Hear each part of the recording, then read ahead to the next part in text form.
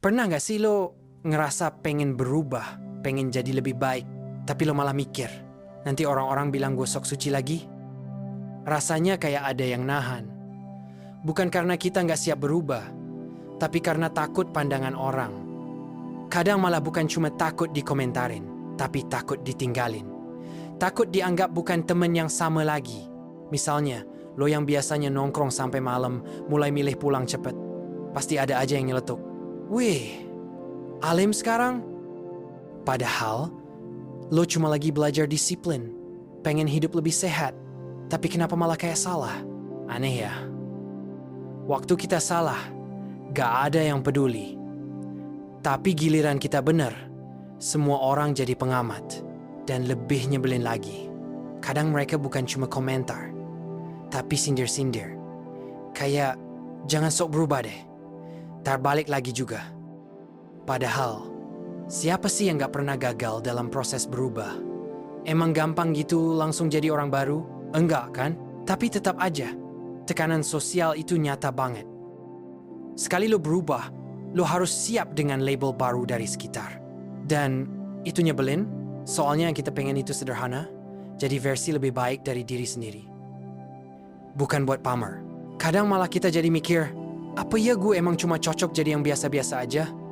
Karena tiap mau naik level, malah disabotase omongan orang. Padahal, jadi lebih baik itu hak semua orang. Mau jadi rajin, lebih baik.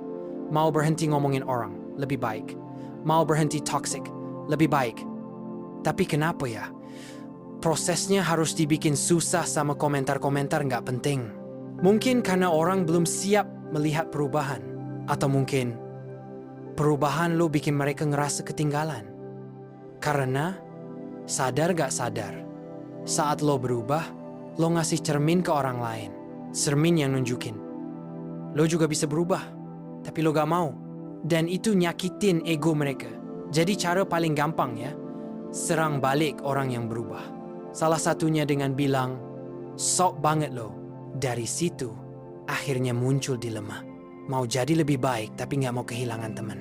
Padahal, kalau dipikir-pikir lagi, teman yang sejati gak bakal ngerasa terganggu karena kita berubah jadi lebih baik. Justru dia bakal dukung. Bahkan mungkin ikut juga berubah. Kalau ada yang malah nyinyirin, mungkin dia teman nongkrong, tapi bukan teman bertumbuh. Dan itu beda. Teman nongkrong itu yang nyari lo pas seneng doang. Tapi teman bertumbuh, dia yang support lo pas lo lagi berubah. Sayangnya, gak semua orang punya teman bertumbuh. Makanya, kita perlu punya alasan yang kuat buat berubah. Bukan cuma karena lingkungan, tapi karena diri sendiri. Kalau enggak, kita gampang banget goyah waktu ada yang komentar miring. Misalnya, lo mulai rajin ibadah. Pasti ada aja yang bilang, baru juga seminggu udah ceramah mulu.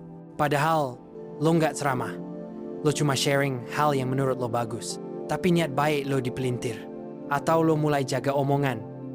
Gak mau ngomongin orang lagi. Malah dibilang jaim. Lucunya, waktu lo ngomongin orang, mereka ketawa. Tapi waktu lo diem dan gak ikut-ikut, mereka bilang lo berubah. Seolah-olah berubah itu dosa. Padahal, hidup itu tentang tumbuh. Dan tumbuh itu gak semua orang bisa terima. Tapi bukan berarti kita harus berhenti. Kalau lo selalu nunggu semua orang setuju sama perubahan lo gak akan pernah jalan. Karena yang kita kejar itu bukan validasi orang, tapi kedamaian diri sendiri. Tapi kadang ya, tetap aja kita lemah. Kita sedih pas ditinggalin teman yang gak ngerti tujuan kita. Kita kesel pas dianggap sok tahu karena belajar hal baru. Kita capek harus jelasin kenapa kita berubah. Tapi perubahan sejati gak butuh pembenaran. Lo gak harus jelasin semuanya ke semua orang. Cukup ke diri lo sendiri. Kenapa lo mulai? Karena alasan itulah yang bikin lo kuat jalan terus. Bukan komentar orang. Bukan pujian. Bukan juga nyinyiran. Kadang justru saat lo jalan sendirian, lo ketemu orang-orang baru yang vibes-nya lebih sehat. Lo nemu teman-teman yang juga pengen berubah. Yang saling support, bukan saling jatuhin. Dan lo sadar, ternyata dunia nggak sesempit yang dulu lo pikirin. Dulu lo pikir kalau lo berubah, lo bakal sendiri. Tapi sekarang lo tahu, kesendirian itu cuma awal dari perjalanan yang lebih sehat. Dan lebih penting lagi, jadi lebih baik itu bukan soal sok. Itu soal keberanian. Berani lepas dari zona nyaman. Berani ninggalin kebiasaan lama. Berani beda dari yang lain. Dan berani dibilang sok asal emang beneran berubah. Karena orang yang benar-benar sok itu bukan yang berubah. Tapi yang ngomongin orang, seolah dia nggak pernah salah.